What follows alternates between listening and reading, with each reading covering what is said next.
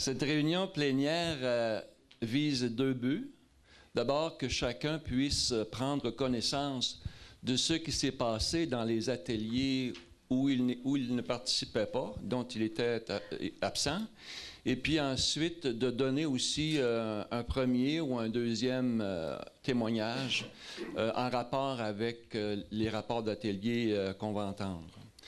La personne qui veut intervenir après la présentation des rapports doit absolument se rendre au micro à l'avant pour des fins d'enregistrement, s'identifier et identifier l'organisme qu'elle représente. En premier lieu, j'aimerais vous présenter les trois secrétaires d'atelier qui ont travaillé fort durant l'avant-midi, durant la période du dîner, pour dégager une synthèse des discussions. D'abord, pour l'atelier A, je vous présente Mme Nadine Gilbert, qui est animatrice du programme MADA à la ville de Rimouski. Merci beaucoup, Nadine, pour ta contribution. Ensuite, pour l'atelier B, Mme Carmen Bouffard, qui est coordonnatrice régionale en matière de maltraitance aux aînés. Merci infiniment, Carmen, merci beaucoup. Et pour l'atelier C, Mme Lise Bugeaud, qui est ex-gestionnaire du CLSC et ex-administratrice de Coup de main à domicile. Merci beaucoup, Lise, pour votre contribution à toutes les trois. Merci infiniment. J'inviterai maintenant chaque animateur à rendre compte des discussions de son atelier. On va faire les trois rapports en même temps pour que chacun ait une vue d'ensemble de ce qui s'est dit dans les ateliers où ils étaient absents. Pour l'atelier A, je vous présente Mme Francine Julien, qui est présidente du Centre polyvalent des aînés de Rimouski-Neigette, qui est une résidence d'hébergement. Et puis ensuite, après elle, ça va être l'atelier B, Mme Nathalie Abams, qui est directrice générale du CAP Gaspésie-Île-de-la-Madeleine et présidente de la Fédération des CAP du Québec. Et pour l'atelier C, ça va être M. Gilbert Laprise, qui est directeur général de l'Association du cancer de l'Est du Québec, administrateur du CAP BSL et ex-directeur de CSS. Donc, chacun aura de 5 à 7 minutes pour rendre compte de la synthèse, finalement, qui a été faite dans chacun des ateliers. Ensuite, je vous reviendrai pour la deuxième période d'expression d'idées ou de réaction au rapport que vous aurez entendu. Donc, messieurs, dames, je vous laisse la place. Alors, l'atelier A, qui s'intitulait « Améliorer le respect des droits des usagers en résidence d'hébergement collectif pour aînés ». Cet atelier a réuni 75 participants. Je les remercie de leur patience parce que c'est pas évident de faire un atelier avec autant de monde. Mais tous étaient intéressés et sincèrement préoccupés par le sort des aînés. On a circonscrit nos discussions aux droits des usagers en résidence d'hébergement privé. Alors, on s'entendait très bien sur cet aspect-là. Et l'enjeu majeur qui se dégageait, c'était de faire mieux connaître. Vous me direz que c'est facile et c'est peut-être réducteur, mais c'est de faire mieux connaître les droits. Parce qu'on s'entend qu'il faut respecter les aînés, ne serait-ce que l'ensemble de leurs droits les plus fondamentaux à ceux qui touchent le droit à une saine alimentation et au respect au quotidien. Parmi les droits les plus problématiques ressortaient les aspects financiers, les procurations bancaires, l'exploitation qui peut se faire sur ces aspects-là.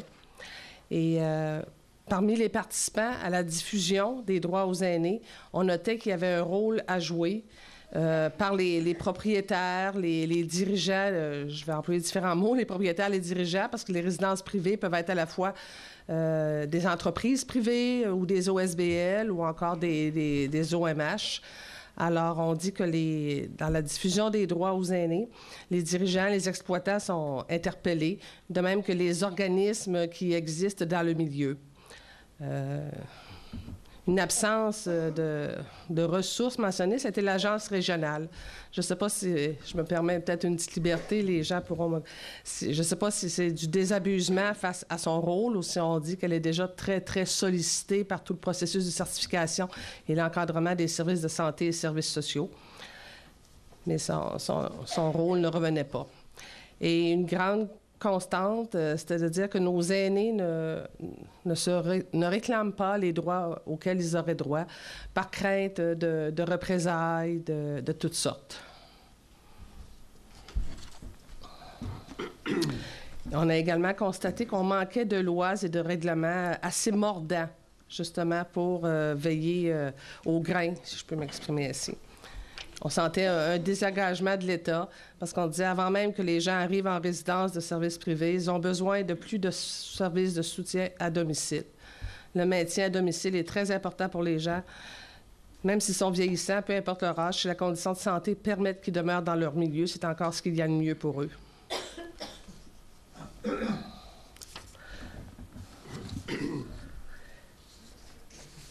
Nous avons discuté de différents services qui peuvent déjà exister pour informer les aînés, notamment les lignes info-abus ou des programmes mis en place par la Sûreté du Québec. Ici, dans la MRC Rimouski-Neigette, on a récemment assisté à la mise en place de ULIA, l'Unité locale d'information aux aînés, qui a été mise en place. C'est une forme de guichet unique et c'est ce qui est privilégié aussi d'en venir éventuellement à une façon de dispenser l'information qui soit facile à comprendre et dans laquelle les gens peuvent se retrouver. Les gens, non seulement les aînés, mais leurs proches aidants, parce que c'est pas toujours facile dans le dédale d'informations. En fait, une solution qui s'est vite dégagée à la problématique de faire connaître les droits, de diffuser, c'est la mise en place de comités. On a appelé ça des comités de milieu de vie, pour ne pas parler de comités d'usagers, qui sont mieux connus dans le service public. Alors, le comité de milieu de vie, qui pourrait effectivement jouer ce rôle-là, de faire connaître les droits aux aînés et à les faire respecter. On était préoccupés du fait que ces comités-là soient mixtes et non pas seulement composés de résidents et de propriétaires gestionnaires d'établissements, mais qu'on y retrouve aussi des proches, puis il pourrait également s'y greffer des personnes ressources. Je pense qu'aussi qu'il devrait y avoir une façon de constituer ces comités-là qui soit type, sans que ce soit quelque chose mur à mur et très, très lourd, mais faire en sorte que ce soit facilitant pour les résidences de mettre en place des comités comme ça. Bon, j'ai beaucoup résumé. Et on a également souhaité que les CAP soient mieux connus encore pour faire de l'accompagnement justement dans les plaintes et signalements. Ça commence pour pour ce milieu-là, le milieu de résidence privée, mais c'est une ressource à ne pas négliger. J'espère avoir bien relaté, Nadine et moi, les discussions à notre atelier.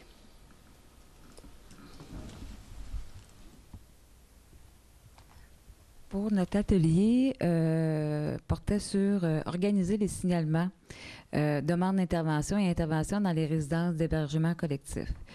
Ça a été un atelier très intéressant, dans le sens qu'il y a eu beaucoup d'interactions et d'aspects soulevés.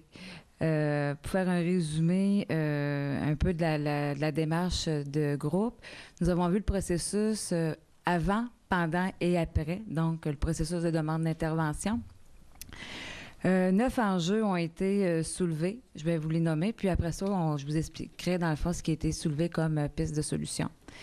Comme premier enjeu, d'augmenter l'accessibilité au processus de demande d'intervention. Deuxième enjeu, de mieux canaliser le processus de la démarche d'intervention. Augmenter les signalements et les demandes d'intervention. On sait que les gens utilisent peu le recours, même s'il existe, et c'est pas parce qu'il n'existe pas de problème. Par la suite, d'actualiser et de bonifier le rôle du commissaire aux plaintes régional. Quatrièmement, d'avoir des inspecteurs provinciaux pour visiter les résidences privées. 5, faire les suivis des conclusions et les suivis des recommandations. Dans le sens d'avoir un suivi aux recommandations et aussi au niveau des conclusions qui sont émises par le commissaire régional. 6, actualiser la certification qui est obligatoire depuis 2006, mais dans la réalité, ils ne sont pas tous certifiés. Donc, on a beau mettre des mesures des mesures pour pouvoir pénaliser les gens qui ne respecteraient pas la certification, mais qui ne sont pas certifiés, comment on peut appliquer cette mesure.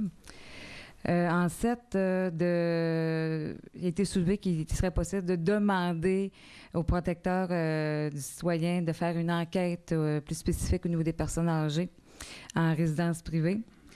En 8, d'avoir la transparence, d'avoir plus de transparence au niveau de la procédure de demande d'intervention et des signalements. Et en 9, de tenir compte de la considération de la catégorie de la clientèle. Je vais prendre point par point, puis je vais vous amener, dans le fond, ce qui s'en est dégagé. Par rapport d'augmenter l'accessibilité au processus, on parlait de faire plus de prévention, donc d'informer les gens, d'encourager aussi l'expression chez les gens, que ce soit une action qui soit, dans le fond, valorisée. Et en même temps, ça augmenterait aussi la responsabilisation des gens à l'égard de leur situation. On a parlé également de l'accompagnement et de toute la préparation de la personne avant de faire la démarche, qui est plus sécurisante, qui va aussi l'amener à faire sa démarche, mais dans un sentiment plus sécuritaire, du moins plus sécurisant. De faire la promotion des droits et des recours, puisque l'accessibilité fait aussi un lien avec d'avoir l'information qui existe, un moyen de pouvoir s'en sortir, donc que la personne soit mise au courant, que les gens puissent avoir l'information. Avoir l'information, oui, sur les droits, mais aussi sur les services d'aide. On sait que les gens en résidence privée sont plus vulnérables dû à leur situation de dépendance et d'où l'importance d'avoir des services d'aide, d'accompagnement dans leur démarche. Donc, d'être capable d'avoir l'information et que ces organisations-là soient plus accessibles aussi aux gens. On parlait également au niveau des personnes ressources, au niveau des autres organisations qui peuvent faire aussi la différence au niveau de la défense des droits et tout ça, que les gens puissent savoir où s'adresser, que ça soit plus clair. On ne sait pas trop, même entre nous, là, on ne sait pas trop ce que l'autre fait, puis on semble des fois faire des choses qui se ressemblent. Fait que imaginez-vous une personne en résidence privée, âgée, en perte d'autonomie, d'avoir à se démêler là-dedans, c'est pas facile. Donc, il y avait aussi une notion de vulgariser l'information et d'être plus visible. Au niveau dans le fond, de mieux canaliser le processus, on parlait d'arrimage entre les organisations qui viennent en aide aux personnes. On parle des organismes de défense de droits, d'assistance et d'accompagnement, les comités de milieu de vie, les collaborations inter-organismes, augmenter la cohésion et la concertation entre ces organisations-là. Dans le fond, peut-être même d'arriver avec d'avoir une vigie, un réseau vigie. En troisième lieu, on parlait d'augmenter les signalements et les demandes d'intervention. On disait, dans le fond, d'utiliser les intervenants du milieu. Ce sont aussi des alliés. D'aller dans le milieu. Il y a une personne qui est propriétaire, je crois, d'une résidence privée qui a dit, dans le fond, elle invitait les gens à venir rencontrer les gens et elle apportait une notion que je trouvais importante. Le fait de rencontrer les gens, on devient plus visible. On augmente la visibilité, dans le fond, comme organisation puis comme service à offrir, mais aussi ça augmentait la confiance des gens parce qu'ils pouvaient mettre un visage sur la personne qui peuvent peut-être un jour les aider. Donc, il y a une proximité à aller chercher auprès de ces gens-là.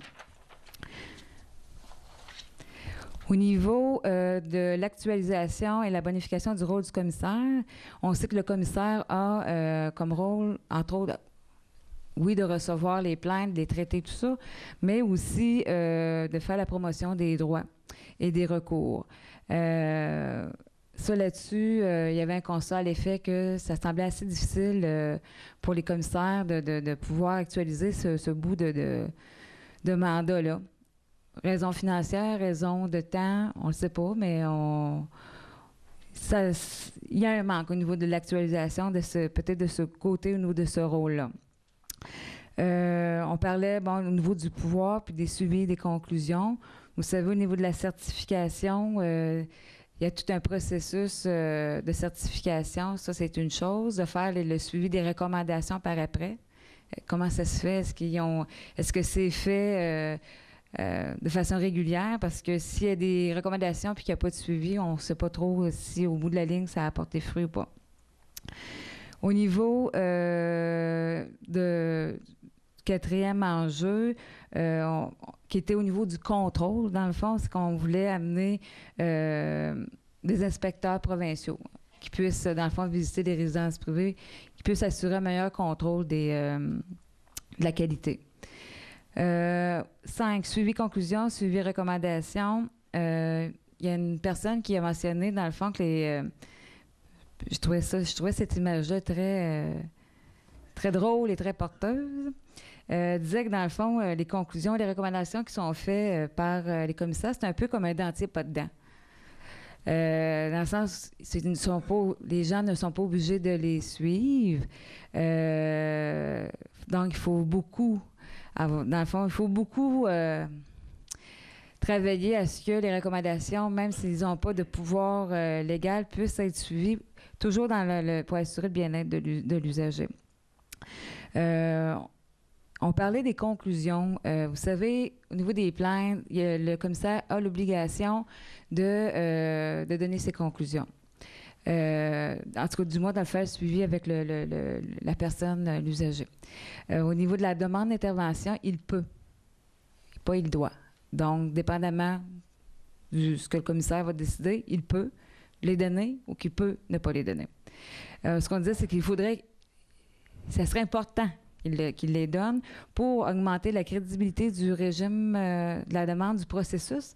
Si on y croit en ce processus-là, on risque de l'utiliser davantage.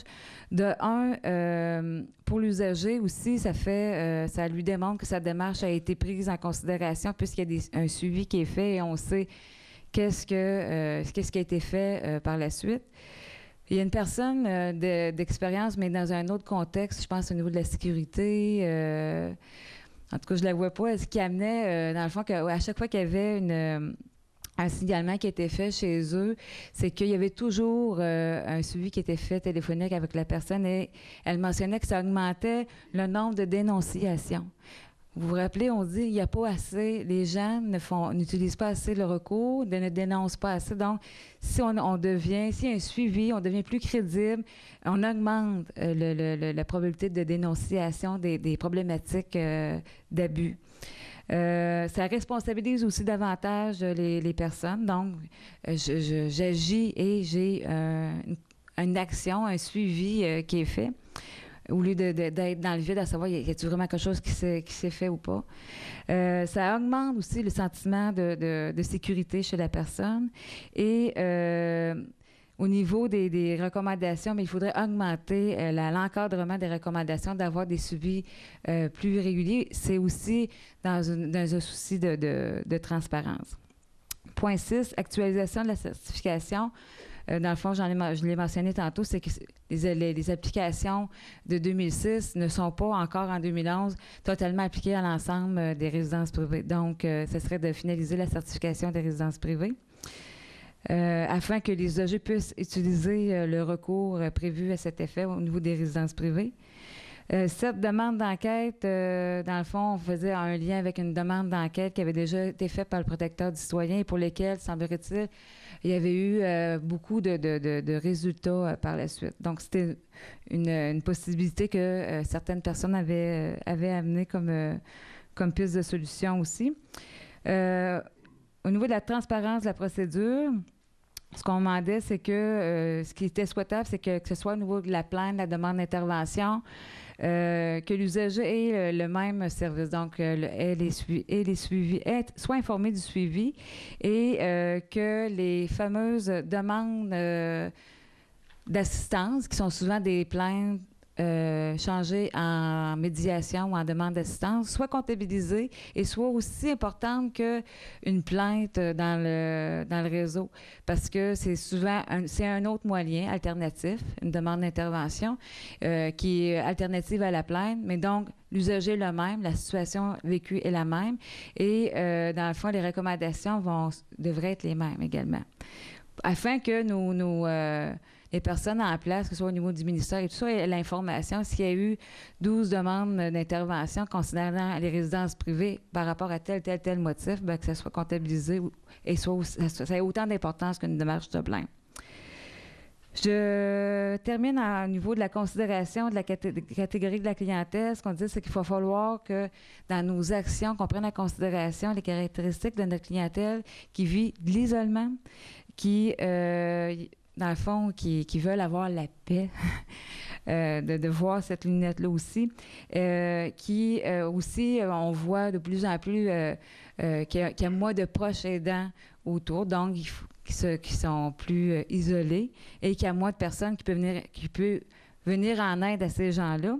Et tout l'impact ou les impacts qui peuvent être amenés à l'égard d'un changement affectent grandement ces gens-là dans leur quotidien. Grosso modo, ça fait le tour de ce qui avait été amené par rapport au groupe. Il y a peut-être des choses que j'ai oubliées, mais j'ai été dans l'essentiel. Mais on aurait pu en débattre encore. Mettons que le sujet n'est pas clos.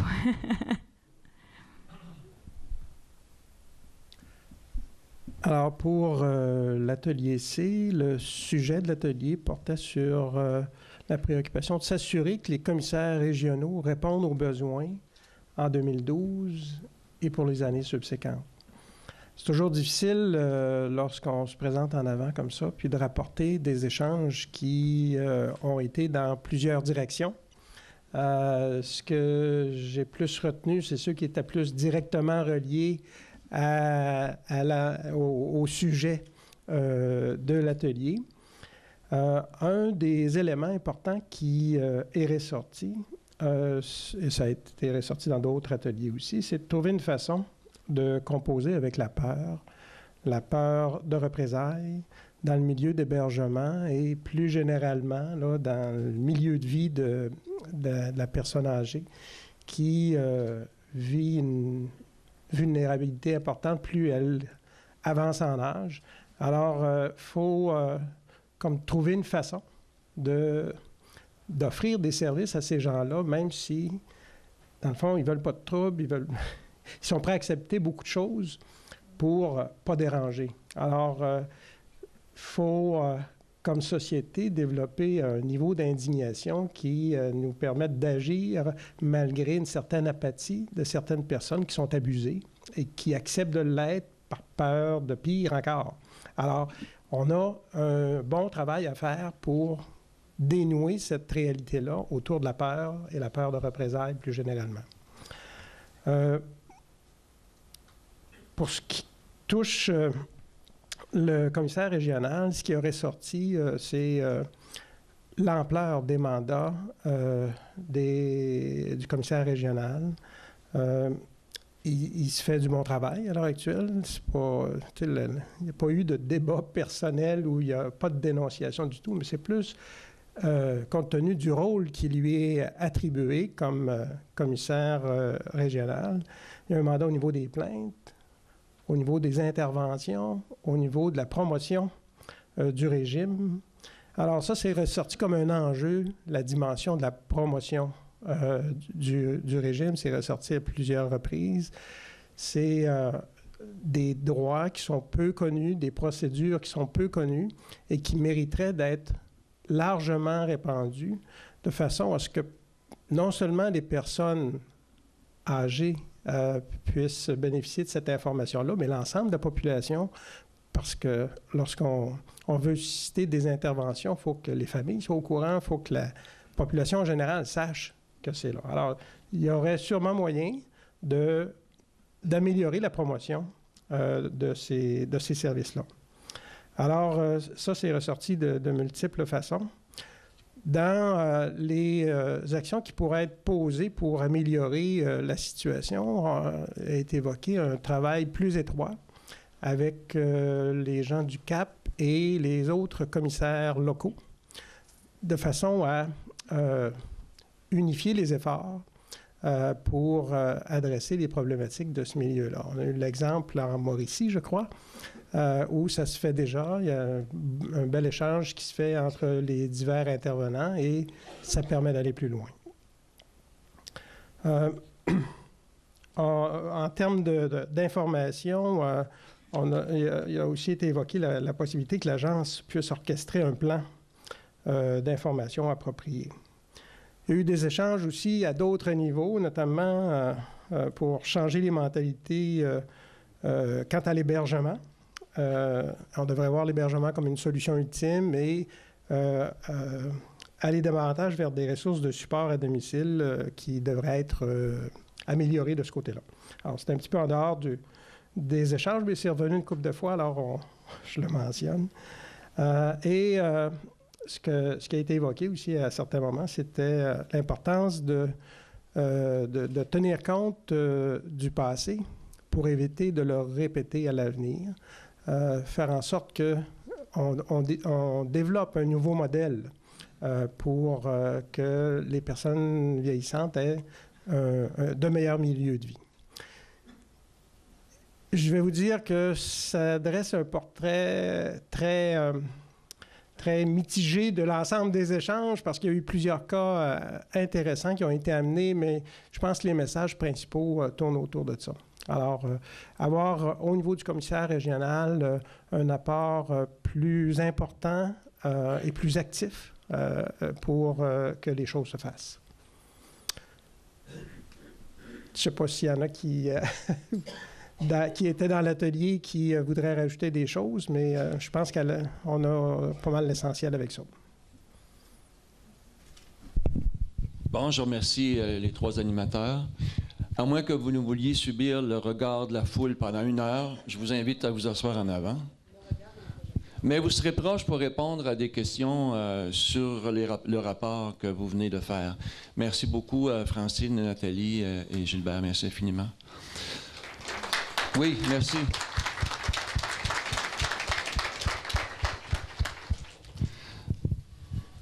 Donc, pour la suite du programme, il y a une période d'expression, d'opinion, où elle a posé des questions, on peut dire même aux animateurs d'atelier, peut-être aux panélistes, aux conférenciers de ce matin. Il y a un bloc là, qui ouvre maintenant, et puis vous êtes invités à venir au micro pour faire vos commentaires ou poser des questions. Alors, on peut y aller maintenant. En vous identifiant et l'organisme que vous représentez, je vais essayer de faire le trafic seulement. Alors, vous parlez à tout le monde. C'est parfait. Bon, bonjour tout le monde, mon nom est Michel Jones, je suis le vice-président du comité des usagers de Rivière-du-Loup. À travers les différents comptes rendus qu'on a reçus des ateliers, il est ressorti la création d'un comité milieu de vie qu'on a appelé entre guillemets pour faciliter l'information aux personnes aînées. Ça va un petit peu à l'encontre de 2 autres commentaires, recommandations qui ont été faites à l'effet qu'il y a tellement d'organisations qui s'occupent des aînés qu'à un moment donné, on se pile sur les pieds. Puis même les spécialistes dans ce domaine-là se demandent ou se posent la question à qui référer la question. Actuellement, dans le système de santé, parce que le système de santé qui est responsable d'accréditer les résidences privées, il existe un système au niveau de la gestion des plaintes, de l'information qui est passée aux usagers, tout ça, avec le comité des usagers puis le commissaire aux plaintes local du C3S. Moi, j'encourage fortement dans le futur qu'on utilise déjà les structures en place puis qu'on élargisse leur mandat. Le commissaire aux plaintes régionales, il travaille 2 jours par semaine, puis il est tout seul. Au C3S, on a un comité des usagers, on a un commissaire aux plaintes, puis à Rivière-du-Loup, on a 3 CHSLD. C'est vrai qu'on s'occupe de tous les usagers, là, mais il y a 3 CHSLD. À l'intérieur de la MRC de Rivière-du-Loup, il y a environ 40 à 50 résidences privées. On multiplie ça pour Rimouski, puis les Kamouraska, Témiscouata, Matapédia, etc. Et comment est-ce qu'il va faire? il faut qu'il y ait des adjoints, des personnes qui vont travailler avec lui. Et puis moi, je suggère qu'on utilise et qu'on élargisse le mandat des commissaires aux plaintes locaux, et puis qu'on utilise le comité des usagers. Je sais que nous, on est en train de faire la liste, là, justement, de toutes ces résidences privées-là, pour aller leur porter de l'information. Actuellement, ce qu'on peut faire pour eux, on peut juste les guider vers le cap du Bas-Saint-Laurent, parce qu'on n'a pas l'autorité légale, le comité des usagers, de les assister dans une de leurs plaintes. Mais on pourrait changer ça. Merci. Merci beaucoup. Une autre personne? Pour celles qui ont un deuxième, on fait tirer une bouteille de vin tantôt. On a mis ici à l'écran le thème des 3 ateliers parce qu'on considère que c'est un continuum de services comme de réflexion. Donc, évidemment, dans les maisons, dans les résidences, c'est le respect des droits des résidents. Quand ça, c'est fait adéquatement, ça finit là, la chaîne, finalement. Si ce n'est pas bien respecté, il y a la procédure du signalement, d'alerte, signalement, demande d'intervention et intervention à la 3e étape. Donc, la raison d'être du colloque, c'est de s'assurer que le continuum en question fonctionne. Nathalie Adams, CAP de Gaspé-Île-de-la-Madeleine. Gaspésie-de-la-Madeleine et présidente de la Fédération des CAP. Dans l'organisation, pour faire un peu une suite à ce que monsieur a dit tantôt, c'est vrai qu'il faut dans le fond, utiliser les organisations qui sont déjà présentes dans le milieu. C'est souvent par un manque de connaissance du milieu que les gens là, ont moins accès aux services. Par contre, il va falloir faire attention dans l'arrimage de ces organisations qui viennent en aide, de ne pas dédoubler les services. Parce que c'est quand même l'argent des contribuables. Si on a déjà des organisations qui sont en place pour réaliser un mandat, de ne pas mettre en place d'autres organisations ou donner des mandats élargis qui finalement sont des mandats qui appartiennent où on sait que l'usager peut être assisté par la personne de son choix, mais je pense qu'il ne faut pas dédoubler les services pour pas encore plus mêler la population là-dedans. Quantité de structures, parce que le sujet qui nous intéresse aujourd'hui concerne 2 ministères, comme vous le savez, le M3S et puis le secrétariat aux aînés. Puis dans les organismes régionaux, il y en a en masse, comme vous venez de faire allusion. Peut-être que la solution est ailleurs. Bonjour, Marcel Lebel, président de la Table des aînés du Bas-Saint-Laurent. Suite à l'intervention d'un collègue de l'Assemblée par rapport au mandat du comité des usagers, la loi est très claire. Il n'y a aucune contrainte. Si je lis les 5 articles, renseigner les usagers de leurs droits, promouvoir l'amélioration de la qualité des conditions de vie des usagers, évaluer le degré de satisfaction, défendre les droits et les intérêts collectifs des usagers ou à la demande d'un usager, ses droits et ses intérêts en tant qu'usager auprès de l'établissement, accompagner et assister sur demande. Je voudrais juste m'assurer là, que la loi déjà prévoit. Maintenant, il s'agit de dire de l'appliquer. Quand on parle des fois la difficulté d'interpréter un certain nombre de mesures administratives ou législatives, il y a une culture du comité des usagers que je pense qu'avec le législateur, avec la loi 83, voulait corriger ça. La culture de faire des gazebos, puis de payer une télévision, puis on s'occupait des meubles et non pas de l'usager. C'était bien plus ça qu'on observait. En tout cas, moi, c'est ce que j'ai vu dans les visites d'appréciation. On était plus dans l'équipement que vis-à-vis l'aspect humain. Deuxième observation, dans la proposition des inspecteurs, c'est déjà prévu qu'il va en avoir au moins 23. En tout cas, ils ont été budgétés à partir de 2011-2012. Fait qu'il y en a au moins 23 qui sont financés au moins pour l'année 2012-2013. Et leur rôle, lorsqu'il sera défini, on devra en faire une promotion.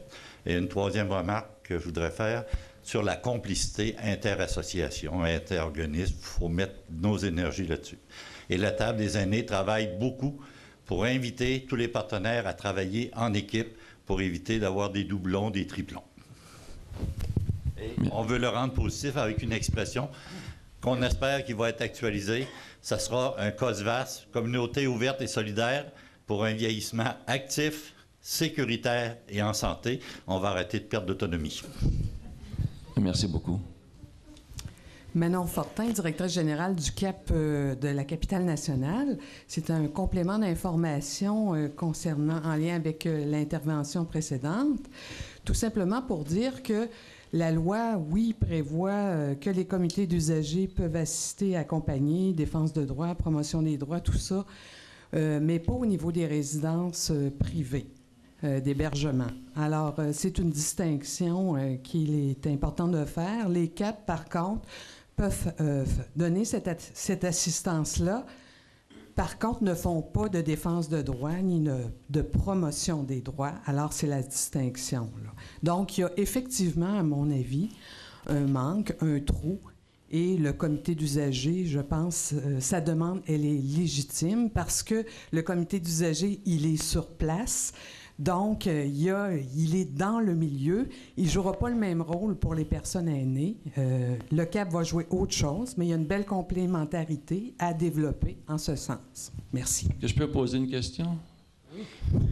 Quand on fait de l'information sur les droits, est-ce qu'on ne fait pas un peu de la promotion de ces droits-là? Bien, moi, la façon dont je l'articule dans mon CAP, c'est-à-dire que quand on fait des séances d'information, parce qu'on fait des séances d'information, l'an dernier, on a rencontré près de 1000 personnes en séances d'information. Ce qu'on fait, c'est qu'on fait la promotion de nos services. Mais c'est sûr que quand je fais la promotion de mes services, je ne peux pas aller parler des hamburgers.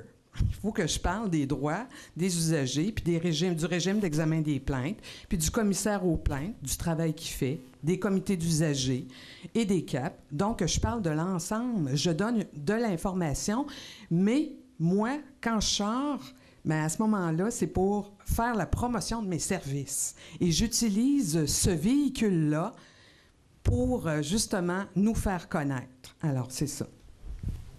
Merci bien.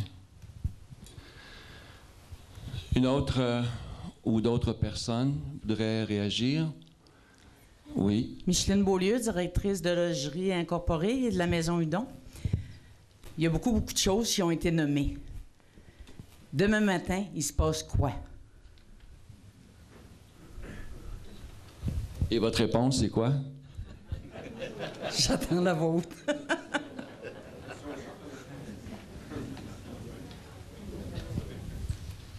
On va avoir un début de réponse.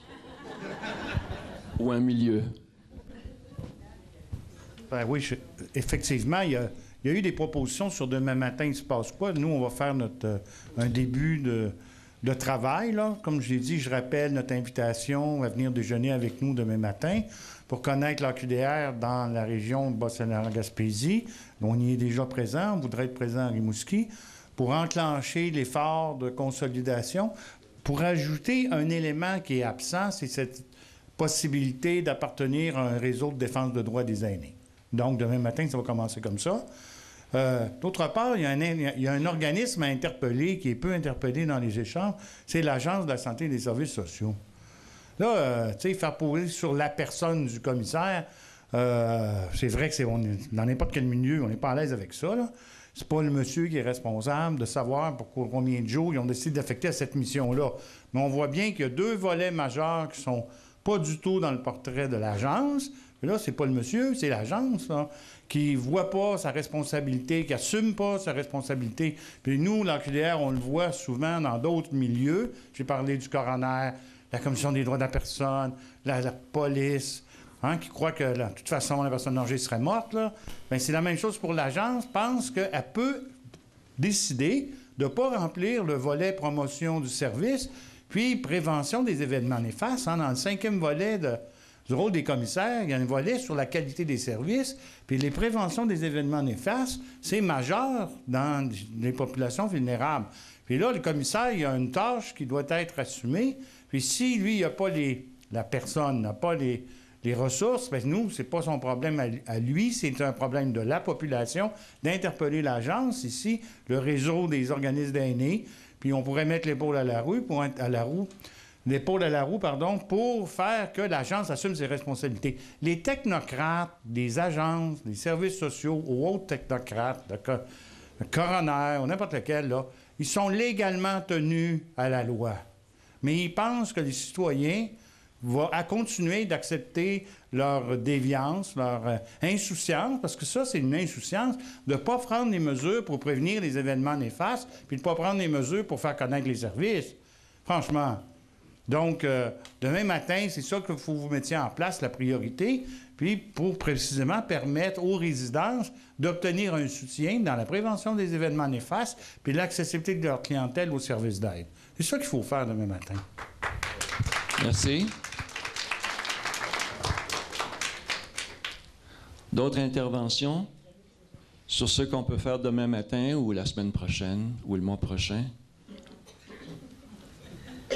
Il faut que cette chaîne-là fonctionne. Je me sens un petit peu interpellé, je suis de l'agence. Votre nom et votre... René Dumont, je suis directeur des affaires juridiques, des communications. J'en passe des petits bouts dans mon titre, c'est toujours long. À l'agence du Bas-Saint-Laurent. J'aimerais ça savoir d'abord, M. Plamondon, qu'est-ce qui vous permet de juger qu'on n'assume pas notre rôle? Pour moi, ça serait important de le savoir. D'avoir une généralité, je suis bien d'accord. De dire qu'il y a des efforts à faire sur la promotion du régime, je suis d'accord aussi. Il y a toujours des efforts à faire pour promouvoir les services. Il y a des gens qui ne savent pas c'est quoi un CLSC, même si ça fait 25 ans que ça existe. Il y a toujours des efforts à faire. Votre jugement, j'aimerais, en tout cas, je le trouve un peu raide par rapport à l'agence du Bas-Saint-Laurent. Ceci étant dit, pour moi, outre le commissaire, puis outre le rôle de l'agence dans ce secteur-là, puis ça a été dit par d'autres intervenants avant moi, il y a beaucoup d'acteurs dans ce secteur-là. Puis si on fait reporter le respect des droits sur le commissaire régional uniquement, on va manquer notre coup. On n'aura jamais un commissaire qui pourra être là à 365 jours par année avec des effectifs qui vont permettre d'être partout. Il y a une responsabilité collective, puis il y a des actions concertées à mener dans ce secteur-là. Puis il ne faut pas penser que parce qu'il y a un commissaire qui va être là à temps plein, puis parce qu'on va faire des actions de promotion intensives, qu'on va seulement qu'avec ces moyens-là corriger les situations. Il y a des efforts collectifs à faire, puis je pense qu'il faut qu'on mette l'accent là-dessus et pas uniquement sur l'épaule des commissaires au plan. Je peux poser une question? Pourquoi dites-vous qu'il ne faut pas penser que si quelqu'un travaillait 5 jours, ça ne serait pas mieux que 2 jours? En termes de promotion? Parce que c'est plus compliqué que ça. Parce qu'il y a un travail à faire pour faire en sorte qu'on a... Je ne me rappelle pas qui l'a dit tantôt, mais les gens ont peur, les gens craignent de faire savoir leur insatisfaction.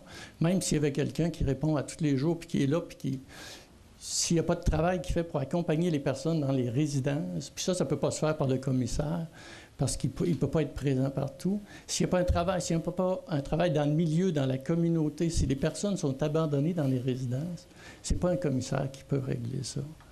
Les CLSC sont très présents dans la région, dans les résidences privées, par leur service de soutien à domicile. Ils nous donnent de l'information, ils la donnent au commissaire, ils la donnent des fois à mon service aussi, où on intervient. Donc, c'est pas uniquement autour du commissaire, puis il y a des éléments à régulariser ou à travailler qui sont aussi de l'ordre de la communauté dans laquelle sont les résidences. Si on crée une résidence dans un milieu et qu'on, excusez-moi, mais on parte les personnes là, puis que le milieu ne se préoccupe pas de savoir ce qui se passe dans cette résidence-là, il n'est pas présent, il n'y a pas d'activité de loisirs, il n'y a pas de bénévoles qui viennent, c'est sûr que les personnes vont être abandonnées. C'est pour ça que je dis qu'il y a une responsabilité collective autour de ça. Et quel est votre plan pour réunir ces énergies collectives-là? C'est pas moi qui ai organisé le colloque d'aujourd'hui. On va regarder les choses qu'on peut faire, mais vous avez fait un colloque qui est organisé vers les droits. C'est bien correct de les faire connaître, puis c'est essentiel. Mais en même temps, les solutions, demandez-moi pas de les organiser aujourd'hui. Je suis venu assister à votre colloque, je voulais voir comment ça se passait, je voulais voir les idées peut-être qu'il y a ici. Mais en même temps, vous avez aussi une responsabilité d'organiser les suites de cet événement-là. Il va en avoir. Fiez-vous sur nous. Merci beaucoup. Hein, merci. D'autres intervenants? Oui. Gilbert Blachand, AQDR de Rivière-du-Loup. C'est pour répondre à deux personnes qui sont intervenues tout à l'heure. C'est que dans les résidences privées en particulier, la mise en place de comités de milieu de vie permet de résoudre à un premier niveau, un niveau de base des problématiques qui ne se rendront pas jusqu'au commissaire. C'est-à-dire qu'on a une première ligne, en fin de compte, et c'est à ce niveau-là que vont se régler des petits problèmes inhérents à cette résidence-là, sans que ça se rende jusqu'au commissaire. Donc, c'était juste pour faire un commentaire, en fin de compte, sur ce qu'on disait tout à l'heure, la création des comités de milieu de vie. C'est une base, là, c'est une première étape. Est-ce que je peux vous demander, dans votre région, qu'est-ce que la présence de la section de l'AQDR a changé pour les conditions de vie des résidents? L'AQDR de Rivière-du-Loup ne répond pas exactement à une intervention dans les résidences actuellement. On n'a pas de... Alors, quel travail faites-vous exactement? On a un travail d'information de certaines...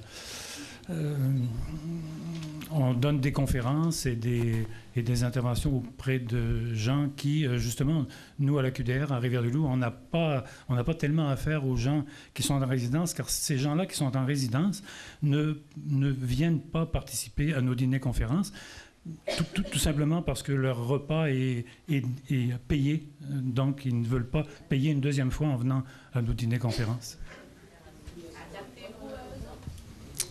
Quand la facturation sera séparée entre logement et les repas, ils iront peut-être. Peut-être.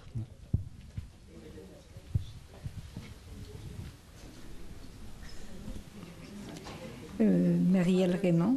Je suis de la présidente du comité des usagers du C3S de Rivière-du-Loup, membre de la QDR de Rivière-du-Loup. Une chose positive qui s'est faite avec la QDR, c'est de créer, avec des argents, des vigiles qui vont informer les gens de leurs droits dans les résidences privées. Ça, c'est une chose importante. Je pense que M. Blajon l'a peut-être oublié, mais, excusez, c'est très difficile d'aller s'immiscer dans les résidences privées, mais moi, je vais vous dire que en tant que membre du comité des usagers, quelquefois, les gens, ils pensent que je couvre ça aussi, là, mais je le couvre par le biais. Quand je dis aux gens, je les oriente, comment faire, peut-être, pour être capable de résoudre leurs problèmes, souvent, c'est des gens qui sont des répondants pour les parents dans les résidences. Je leur dis comment résoudre leurs problèmes, quelle peut être la démarche importante à faire. Quand ça ne suffit pas, j'ai dit, là, mettez vos gros souliers là, de temps en temps, là, puis allez voir les gens, puis dites, bien, on a des droits, nos parents ont des droits, c'est quoi que vous faites pour respecter leurs droits? Quand ça ne suffira pas, j'ai dit... je les oriente vers le commissaire aux plaintes parce que je suis aussi membre de l'accompagnement aux plaintes pour le Bas-Saint-Laurent. Donc, je les oriente ici, à Rimouski. Je sais que M. Delage, même s'il n'est pas longtemps présent, parce qu'il est tout de même présent 2 jours, mais je sais qu'il fait du travail sur d'autres journées. Mais à ce moment-là, M. Delage peut être capable de voir des choses qui se passent. Je sais qu'il est astucieux. Il va chercher ces informations quand il n'est pas capable de les avoir par les gens eux-mêmes parce qu'ils ont peur.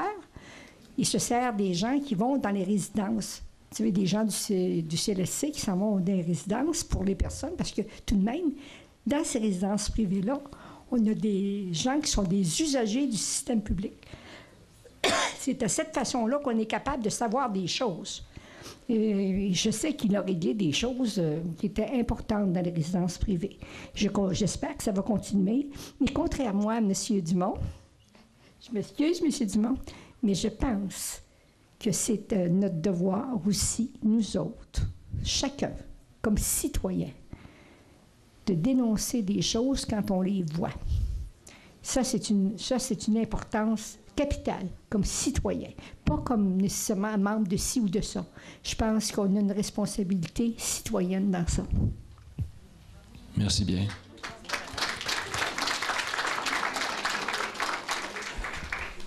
Marcel Saint-Pierre, de Rivière-du-Loup, président de l'AQDR depuis 9 ans.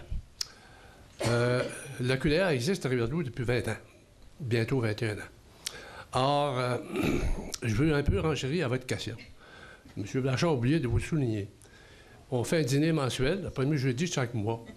Et le prochain dîner, le 3 novembre, c'est Mme Muriel Dumont, de l'AQDR provinciale, qui a eu un mandat de la ministre, Mme Blais, de diffuser des comités de milieu de vie dans toutes les résidences de la province de Québec. Alors, ça va être notre invité, le prochain dîner. Alors, ça veut dire qu'on va faire une première démarche. On n'est pas nécessairement impliqué actuellement.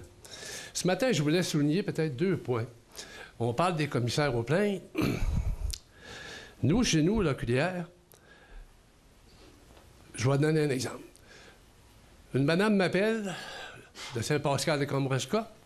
Sa mère vit en résidence privée. Or, sa mère a besoin des soins aux pieds. Elle n'est plus capable d'aller manger à la salle à manger. À ce moment-là, c'est un taux de service son repas à sa chambre. Alors, il lui charge des frais. Sa mère est obligée d'avoir ses services. Alors, la madame m'appelle et dit « Pourquoi on doit payer pour ça? » Alors, elle fait un appel. Alors, vous êtes une défense des lois. Est-ce que vous pouvez m'accompagner ou m'aider là-dedans? Alors, c'est moi qui dois intervenir pour accompagner la madame. Ça, c'est ce que l'AQDR a fait. Dans un autre cas, c'est 2 personnes qui étaient en résidence privée qui, à un moment donné, payaient un montant, puis il y avait des revenus X montant. Et à ce moment-là, on a majoré leur coût de logement, puis ils voulaient savoir pourquoi. Le propriétaire a dit, c'est parce que vos revenus ont augmenté. Alors, sans savoir pourquoi. Alors, j'ai trouvé d'aller les rencontrer, parler avec eux, faire un appel au ministère du Revenu à Québec pour savoir que les madames avaient changé des rires dans l'année précédente. Et à ce moment-là, leur revenu avait majoré. Alors, nécessairement, ils ont tout payé plus cher. Ça, c'était des cas qu'on a fait, voyez-vous. Alors, ce matin, on va parler plus du côté de la santé. Mais l'AQDR a fait d'autres choses aussi. Ce que Mme Bravo vient de vous dire, on a créé un réseau de vigilance. C'est un peu sur le principe des sentinelles qui travaillent avec la prévention du suicide. On a fait ça l'année passée, pendant 1 année. On a formé 92 vigiles. C'est des personnes qui suivent une formation de 5 heures et avec lequel on leur donne un cahier pour essayer d'agir, on dit vigile, mais un peu des dépisteurs où il y a des situations en difficulté. Ça peut être de la fraude de toutes sortes, physique, mentale, en tout cas, monétaire.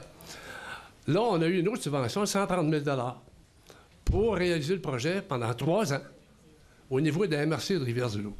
On devrait former tout près de 300 vigiles dans le territoire de la MRC. Et à ce moment-là, on sera près des gens, puis on va le faire accompagner avec des gens du milieu. C'est-à-dire des gens qui... Ça peut être un chef de pompier dans une localité ou un autre. Partant de là, à ce moment-là, on va être présent, on va être mieux connus. Puis s'il arrive des situations difficiles, comme il est arrivé l'année passée en Matapédia, dans votre bout, où à un moment donné, il y avait un problème familial, puis finalement, ça s'est terminé par 3 décès, finalement. Alors, c'est comme ça qu'on veut prévenir. C'est qu'il y a une situation qui existe dans quelque part, à ce moment-là, on peut intervenir pour essayer de prévenir ces situations-là. Nous, avec le comité à but jamais plus, qui fonctionne depuis 3 ans, on est 16 représentants d'organismes. La Sûreté du Québec, la Sûreté municipale, les notaires, le CLSC, chef pompier. Alors, vous voyez, tous ces gens-là se réunissent 1 fois par mois, puis on agit dans le milieu. Alors, c'est ce qui pourrait se faire à Rimouski éventuellement. Je suis venu la semaine passée rencontrer, je peux-tu prendre 2 minutes encore, tous les gens du centre de jour au CLSC de Rimouski pour leur donner un peu ce qu'on fait. Puis on leur a présenté aussi une vidéo qu'on a réalisée l'année passée sur l'abus financier et par lequel cette dame-là ne voulait pas dénoncer. Et ça a été fait avec un juge et des personnes volontaires au ministère de la Justice. C'est un très bon document. S'il y avait des organismes aujourd'hui qui voulaient l'avoir, vous pourriez communiquer avec nous autres, on pourrait le présenter. C'est une vidéo de 28 minutes. En tout cas, c'est à peu près ce que je voulais vous donner. Qu'est-ce qu'on va faire à Rivière-du-Loup? Merci. C'est plus complet.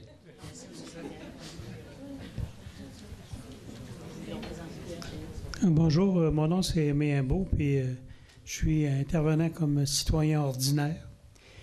Tout simplement, j'ai eu l'avantage de j'appartiens à la QDR sans engager l'organisme comme tel. J'ai suivi justement Vigilance sociale, je suis vigile. Et le témoignage que je veux vous amener, c'est que je suis en suivi avec quelqu'un qui est tout de même très proche. Et je peux vous dire que, vous savez, tout ce qui entoure, on a parlé beaucoup de peur, mais la peur d'avoir peur, pourquoi que la personne à ce moment-là ne se confie pas davantage, peur aux représailles, tant au niveau de celui, on parlait de dénonciation. Moi, je voudrais voir quelqu'un ici dans cette salle qui fait une dénonciation puis qui n'a pas de répercussions par après. Moi, j'en vis des conséquences parce que j'ai dénoncé. Je dis ouvertement. Abus financiers puis abus sur d'autres points. Alors, vous savez, de débusquer à ce moment-là un manipulateur puis un contrôleur, c'est pas facile. Avec tout le respect que j'ai pour ceux qui travaillent dans le milieu, une mise en commun de nos expériences de services professionnels, visées au même endroit, oublions notre carré de sable, essayons de partager nos expériences de service, puis d'aider peut-être ceux-là qui sont dans le champ directement, là, à nous faire cheminer un peu plus loin. Au-delà de toute émotivité, je tiens à vous dire ceci, oui, c'est beau les gestes qu'on pose, mais on est à l'aurore du commencement. Il y a beaucoup, beaucoup à faire. Mais si chaque être humain s'occuperait d'un autre être humain, on regarde les animaux parfois, puis moi j'aimerais peut-être être à leur place. Manière de parler, là, on se comprend. Mais s'il fallait que chaque être humain s'occupait d'un autre être humain, je pense que quelque part, on aura moins de ces horreurs qu'on peut vivre présentement là, dans différents aspects. Alors moi, je termine en disant ceci. Je ne voudrais pas que ça arrive à chacun d'entre vous dans votre famille.